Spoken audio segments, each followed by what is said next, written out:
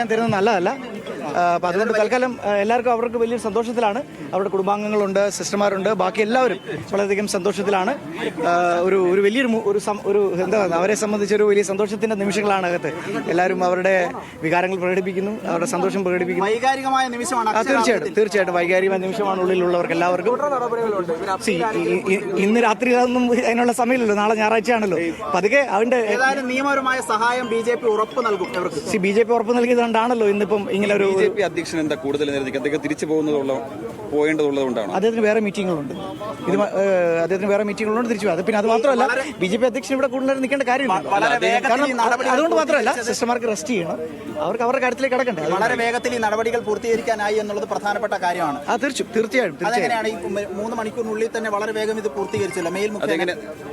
എല്ലാം അത് സർക്കാരിന്റെ പ്രോസസ്സ് വഴി തന്നെയാണ് എല്ലാം നടന്നിട്ടുള്ളത്. പക്ഷേ അത് അവർ ചർച്ച ചെയ്യുന്നേ ഉള്ളൂ. അത് അവർ സിസ്റ്റർമാർ തമ്മിൽ ചർച്ച ചെയ്യും. ഇപ്പൊ അവർ ഫസ്റ്റ് വന്നതേ ഉള്ളൂ, ഒന്ന് ഫ്രഷ് ആയി റെസ്റ്റ് എടുത്ത് ഭക്ഷണം കഴിച്ച്.